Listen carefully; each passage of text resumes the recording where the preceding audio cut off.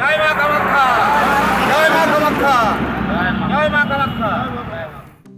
একটানা কয়েক মাস ধরে বাঁকুড়া জেলা জুড়ে এতটাই তীব্র তাপপ্রবাহ যা অন্যান্য বছরের রেকর্ডকে ছাড়িয়ে গেছে। তীব্র গরমে হাঁসফাঁস করেছে শহরবাসী, আর এই দহন জ্বালা থেকে যাতে মুক্তি মেলে সেই আশাতেই মা কামাখ্যার মন্দিরে আজ ভিড় জমিয়েছেন ভক্তরা। 15-16 জন যাচ্ছি। আর এই গরমটা আমরা কামনা করছি মায়ের এখানে যেমন এই গরমটা কাটিয়ে মানুষ যেমন শান্তিভাবে থাকতে পারে, এই মায়ের এখানে প্রার্থনা। তো সেখানে কোন দিনটা লক্ষ্য করে মায়ের মন্দিরে যাচ্ছে? আম্বাবতীর দিন। সেখানে যে মায়ের কাছে কি প্রার্থনা করবে? সেখানে প্রার্থনা করব যাতে গরমটা কাটিয়ে মানুষ একটু স্বস্তি পায়। অম্বাবচীর দিন মায়ের কাছে পুজো দিয়ে প্রার্থনা করবেন তারা, যাতে বৃষ্টি নামে আর এই দহন জ্বালা থেকে মুক্তি পান সকলেই।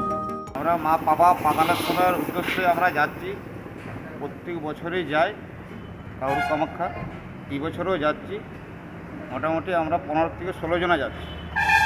তা মায়ের খানে প্রার্থনা করিব আমরা, এই বছরে খুব গরম, তার জন্য মায়ের খানে প্রার্থনা করিব যেরকম বৃষ্টি হয়।